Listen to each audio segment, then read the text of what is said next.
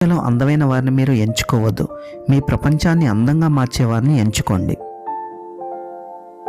ఎవరో వస్తారు ఏదో చేస్తారని ఎదురు చూడకు అన్నారు పెద్దలు. నీకోసం ఎవరూ రారు, ఏదీ చెయ్యరు.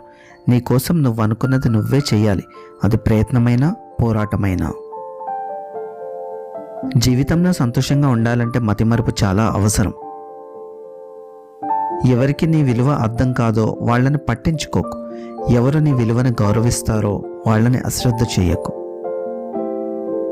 నీకు కావలసిన దాని గురించి శ్రమించకుండా పోగొట్టుకున్న దాని గురించి ఏడవటం మూర్ఖత్వం అవుతుంది.